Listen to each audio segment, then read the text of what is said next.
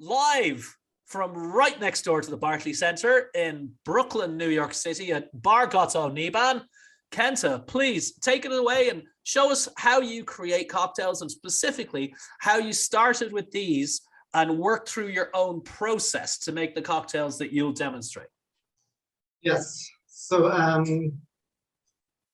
when I make cocktails with shochu, there are two things that I pay attention to.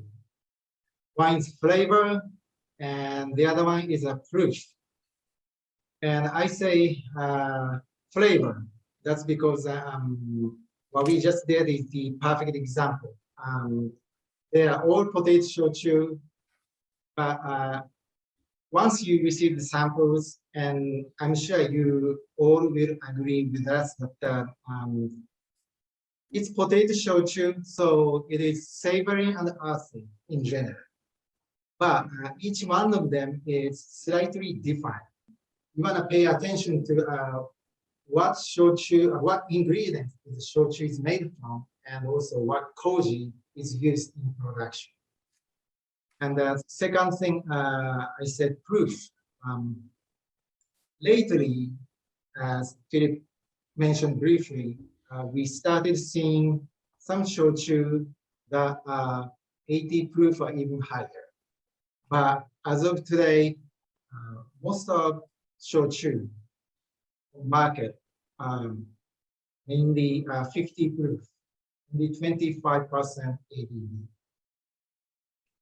So with that said, when we make cocktails with shochu, we want to pay attention to not only choosing the flavors that will match to the shochu that you are using, but also tweaking the recipe to make up for the shochu being lower proof. And being lower proof can be a disadvantage when making cocktails, because most recipes for classic cocktails use spirits of 80 proof or higher as the main ingredients. And a lot of us utilize classic cocktails as a starting point to create original cocktails. As we all know that most of cocktails can be divided into two categories. One is sour cocktail, shaken cocktail. The other one is aromatic, we stir. And this one, this triangle right here. This is a typical formula of sour cocktail: booze, sour, and sweet. And this is, I believe this is the commonly used proportion between booze, sour, and sweet.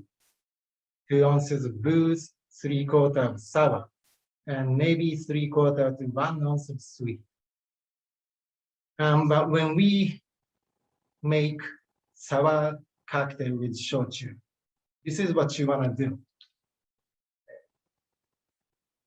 You're gonna increase the overall booze content while you reduce sour and sweet.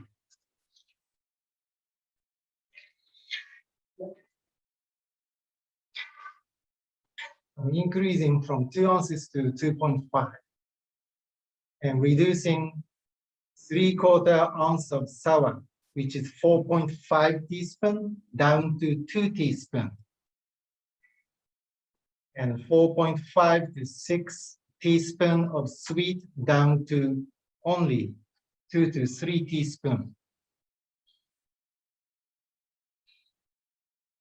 You guys with me? All right, then back to the booze content. Here it is. I'm splitting 2.5 between shochu and gin. Today I'm gonna make you a shochu gin gimlet, okay? So 1.5 shochu and 1 ounce of gin. Before I start making cocktails, one more thing. So here is the typical formula for aromatic cocktails, such as like Martini or Manhattan. 2 ounces of booze and 1 ounce of vermouth. And today I'm making you potato shochu rum Manhattan. And once again, I'm increasing the overall quantity of the goods. I'm gonna pour 1.5 shochu and 1 ounce of rum. And for this case, I'm just keeping the same amount of vermouth. Okay. And there's one more thing I'm gonna do when I make cocktail with shochu. First,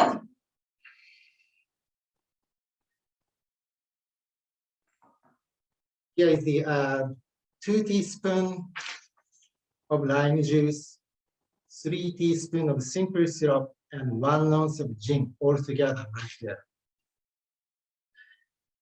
And at this point, I'm not putting shochu in here.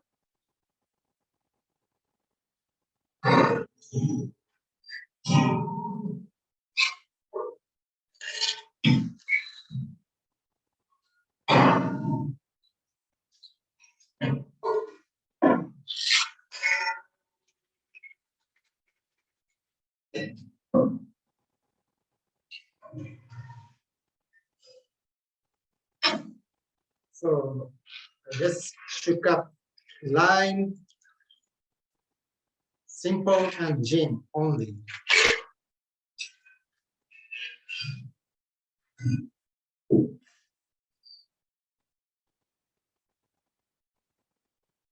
And I'm gonna add this part, 1.5 shochu in here.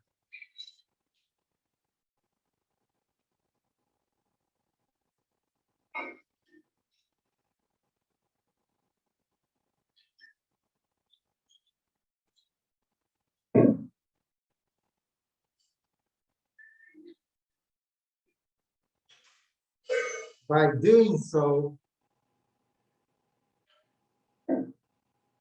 we are not diluting shochu, 50 proof shochu at all.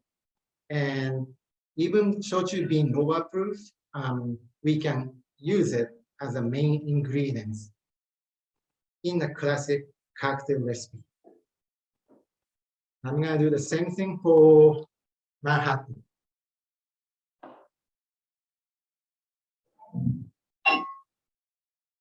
I have 1 ounce of rum and 1 ounce of sweet vermouth all together.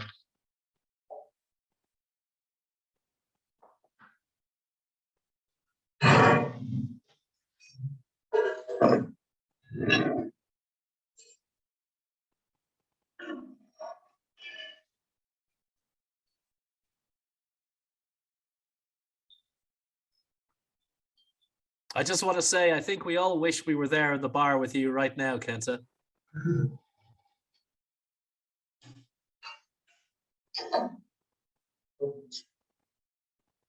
Right, so I just finished stirring. Then I'm gonna add shochu, 1.5 ounces.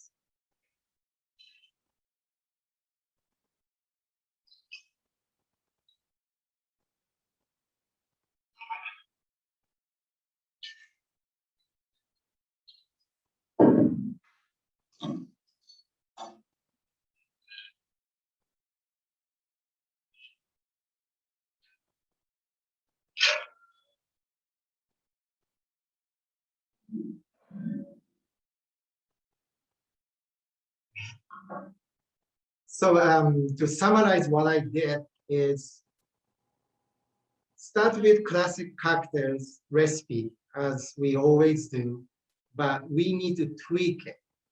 How to tweak it? Up the booze, lower the sour and sweet. If you are working on the sour cocktail. And if you are working on the aromatic cocktail, once again, whole quantity of booze needs to go up. And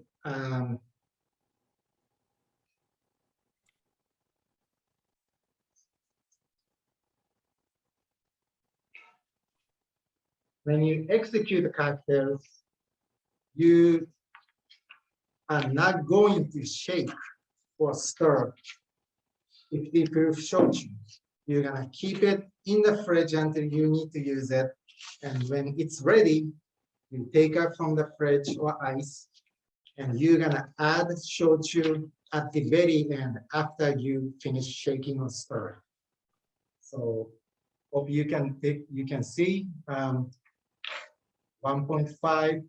I scratched it. That's because you wanna add it at the very end. The formula that I use as a starting point will be shared through Philip and the organizer. So I do hope that you guys find my formula very useful and utilize it as your starting point to create something great on your own. Thanks for watching. Well, Kenta, can I say you're kind of blowing my mind here because I've never seen anyone go into this kind of detail before. Can I ask you, how did you come up with these formulas? Was it just experimentation? Yeah, experimentation for a long time, even back in my time at Pegukuda. And I was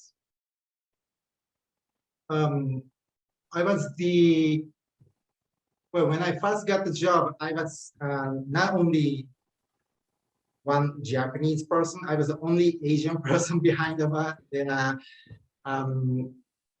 it sort of kind of became my job to showcase Japanese product. Then back then, what people know about Asian themed cocktail was pretty much rich martini or sake team, and nothing really thoughtful about it. Then and that's the background that my boss at that time, Audrey, was used to seeing. So she was very skeptical about me creating cocktails with sake or shochu, which is much lower than what we as a New Yorker are used to drinking. So yeah, many tweaking, then I just realized that simply just using classic cocktail recipe and you just swap, let's say you make margarita and you just simply swap tequila and shochu, it just doesn't work. So so after lots of tasting bad cocktails created by myself, I reached to this. Yes. It's really, really great.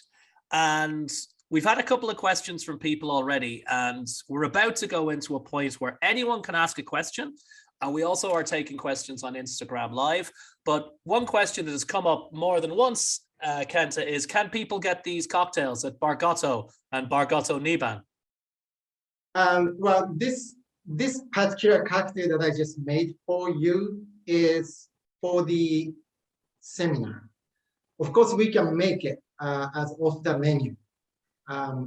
But today I just decided to keep it very simple so that what I'm introducing today can be used by you as a starting point for you to create your own.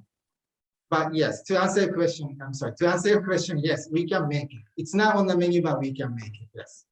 Brilliant. Well, if you're going to either of those bars, I'm going to tell you, you have got to have the chicken wings. For many years, I've been trying to convince Kenta to just stop making cocktails and just open chicken wing restaurants. But yes, if you must have that cocktail.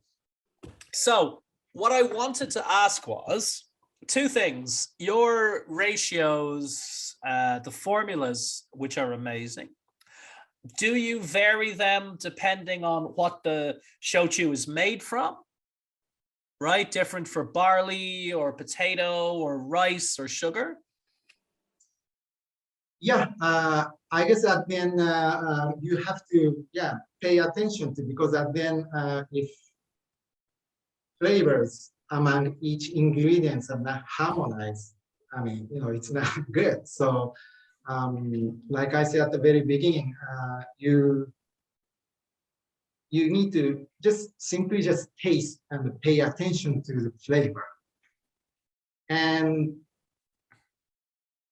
work on your imagination, what flavor could work with the flavor you are tasting. Then when you are ready to structure the recipe, then you have to think about proof. So Kenta, you've been bartending in New York City for, let's say, longer than 10 years. We're not getting any younger. In your experience, is a cocktail the best way to introduce people to shochu, or should they taste it first and then taste it in a cocktail? Because you've had a lot of experience with maybe the toughest drinking audience in the world. Yeah, I guess there is no textbook for this. You just have to kind of read the people, and if anyone, how about this? We have been witnessing how, let's say, rum agricole first introduced to the market, and we saw how mezcal was introduced to the market. People knew tequila is, but people didn't know what mezcal is. Then, as much as I do have I do feel that as a Japanese doing what I do in New York, I feel responsible for introducing a traditional way. Let's say simply add hot water to shochu. That's because the temperature and the temperature is going to bring more aroma and also let the shochu to come out more. But imagine you pour hot water in mezcal and give it to somebody that who don't know, who have never heard of mezcal. So you don't want to just, show the traditional way to someone who are not used to. That's because it's traditional. So I think cocktail is a very great way to introduce something new to new market. Because you can tweak and you can deconstruct what people are familiar with and make something new. And then anyone who finds shochu really interesting, or people who, I know there are people who go to Japan more than I do.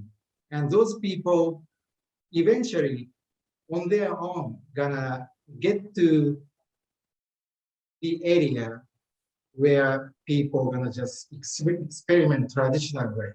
So as a bartender and doing a business, cocktail would be the first choice to introduce something new to new market. And that's what I've been doing, yes.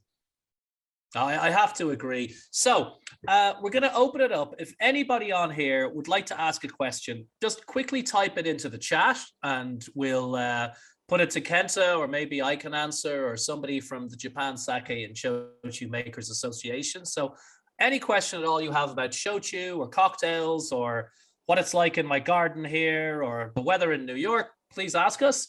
And while we're waiting for questions to come in, I want to tell you already, put it in your diaries, March 1 to 14, 2022, Shochu Cocktail Week, the very first Shochu Cocktail Week in America, March 1 to 14, 2022, in at least 6 cities around New York. Also, Kenta's bars, Bar Goto and Bar Goto Niban, will be participating in. So that's important. And like I said, the PowerPoints, Kenta's formulas, recipes, and everything will be available on www.shochu.guide. And please tune in on Instagram at JSS_Shochu. That's at JSS_Shochu. So you can be invited to the next Zoom on December the 6th. You can participate in the education and maybe win a trip to Japan with the Kyushu Shochu Association. All right, so we got questions. All right. I am going to put this one to Kenta because you're a real bartender and I stopped years ago. So Kenta, what's your favorite shochu to work with in making cocktails? And I guess you could say a brand or also a style of shochu. Well, so the easy one is just simply to pick a shochu that's already like 80 proof or, the proof that we as a bartender are familiar with. So you can simply utilize classic cocktail recipe and you can just take it from there. But if anyone watching this, I bet you guys wanna be good, and then you guys wanna be better than your industry friends. So I mean, I don't know. It's kind of hard to answer this question, but I wanna be able to cook anything. That's it. So then, so that's how I basically come up with this formula. So I hope you do the same too, so that we all, as an industry, our level is gonna keep going up. Yeah, I mean, it's a great question from William Weston. Thanks, William. And it's easy for us as bartenders to want the 40% alcohol shochu. And there's some great ones out there. There's Ichiko Saiton and the new Dayame in America. And there's most Awamori. Awamori is sort of like the mezcal of shochu. And they're all great. But the challenge is making great cocktails with the traditional 25% shochu. And as Kenta has shown us, there's some really cool stuff you can do. Okay, so we have a question from our own team now. Good old Georgia. Favorite non-traditional shochu serve? I'm going to answer this first. Then I want to hear from Kenta. What can I say? I'm an old bartender and I grew up in Ireland. I love having a shochu, especially a very flavorful one, like either barley or sweet potato with a small beer on the side. What do you think, Kenta? Maybe like a hot, steamy summer day. You have a shaved ice, and you can pour 50 proof shochu. Nice. So just like a, I don't know, a swizzle. Yeah, there you go. Yeah. Then it's more like eating it than drinking it. But yes, yeah. Yeah, so here in New York City, when it's really hot, you see those people with the carts and they shave the ice and they have like the syrups.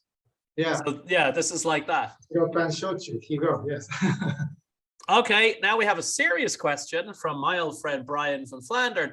So what kind of barrels or woods are shochu aged in? I'll say something first, then I'll hand it to Kenta. So I've traveled all over Japan. And I've seen, of course, there's Japanese bourbon barrels, but not as many as you think. By some of the biggest distilleries, I saw virgin Canadian. So the shochu would go into virgin Canadian oak that has never had any liquid, sit there for 6 months, come out, go into glass or stainless steel, maybe, and then maybe go back in the barrel. And I've even visited one distillery that had its own cooper and people with the tools and all that sort of thing. But I would be surprised if there wasn't a lot of experimentation going on right now as well. So Kenta, barrels, preferences, experience? Well, I gotta be honest, Philip, you are more expert than me. But what interests me is that I know some shochu have been aged in Mizunara cask. I think that's a really great idea. I hope to see more shochu aged in Mizunara. Yeah, and something to emphasize to everyone listening, it's sort of not unlike rum aging. An awful lot of shochu is aged when it's aged in barrels in a tropical zone. So even 6 months in Kagoshima is like 3 years in Edinburgh or Dublin or wherever. So moving on, great question from Victor. And I don't know the answer to this one. This is for you, Kenta. Did you add bitters to the Shochu Manhattan, or did you avoid bitters so as not to overwhelm the flavor? You know what? What's his name? Brian? Brian, you decide. You're the bartender. So, but for this, just as a presentation, I just didn't do it. But I guess I just have to make 2 of them, one with bitter, the other one without a bitter, and decide which one I prefer. Yeah, I mean, based on your formula, Kenta, I suspect it might be bitters, but like a lot less, like maybe literally a drop.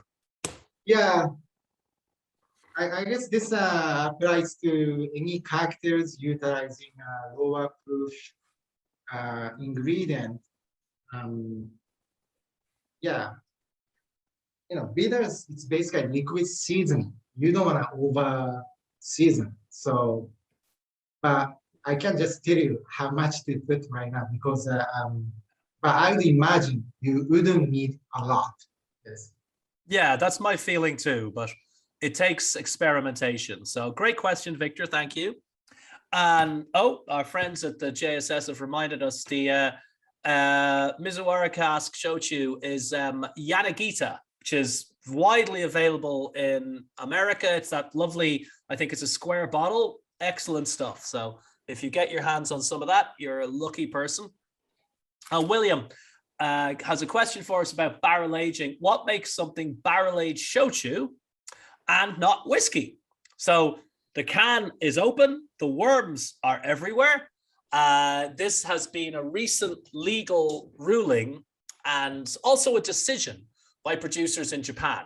If you make barley Shochu and you age it in wooden barrels, well, it's whiskey, right? It's whiskey. But one thing that has been happening in the past is that Shochu producers have sold that abroad as whiskey, but other Shochu producers have made, for example, rice Shochu and sold that outside Japan as Japanese whiskey. So within 2 or 3 years, that will change, and you will not be able to sell anything that is not barley based outside Japan as a whiskey. And I think I might have mentioned it earlier on, William. I don't know if you were online then, but even now in Japan, if you make barley Shochu and you age it, you can only age it for a certain amount of time until it reaches a certain color, and it's not allowed to be darker than that color, because otherwise within Japan it would be confused with whiskey. But otherwise the process is the same. And it might interest you to know that more than 100 years ago, there was a very successful, famous Japanese scientist who came to America and perfected a way of using koji to make bourbon whiskey production more efficient. And they were almost about to make it a very, very big thing. And a couple of things happened. A company went bankrupt, whatever. But this scientist went on to make a lot of money in America with pharmaceuticals. And in fact, if you've ever visited Washington, D.C., and seen all the cherry blossom trees there, those were all donated by this Japanese scientist. Kenta, you know his name. Yeah, here, Takamine whiskey, basically, here, right here. Yes. That's it. Yeah. So this is a new whiskey that's actually been made to honor him by a company called Honkaku Imports. It's made in Japan. So you are right. Of course, if you make 25% alcohol barley Shochu aged in barrels, you can't call it a whiskey. But if you make it, of course, of the correct strength, then theoretically you could market it, but they've tightened up all the rules in Japan. So within 2 to 3 years, it will be very clear which one is which, as it were. So does anybody have any more questions, or has our team pulled any questions from the Instagram Live that we're also doing at the same time?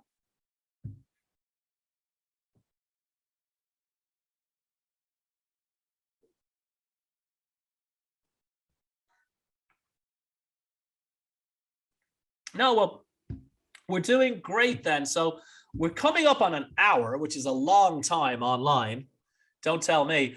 So I just want to remind everybody, you will very shortly be getting your samples of the shochu, and you'll be able to taste along and hopefully experiment as well using these incredible, groundbreaking, jaw-dropping formulas that Kenta has come up with, things that are even new to me. I know I'll be using them to experiment. The PowerPoint, the recipes, everything, and this edited video will be on www.shochu.guide, as well as on the Instagram of the Japan Sake Shochu Makers Association, which is at JSS_Shochu. That's at JSS_Shochu. Don't forget about Shochu Cocktail Week, which is March 1 to 14th next year. It'll be there before you know it. There will be events. And speaking of competitions, tune in, keep in touch with JSS_Shochu, because the Kyushu Shochu Association wants to send you or somebody like you to Japan. So it could be you winging your way abroad on your first trip in a while. And we're doing the next Zoom on December the 6th. Please stay in touch. Send us your comments, your suggestions to improvements, your high fives, and everything you can imagine. So on behalf of myself, Kenta at Bar Goto Niban, and everybody at the Japan Sake and Shochu Makers Association, I would like to say thank you very much, and come by. Thanks for watching, guys. Cheers, everybody.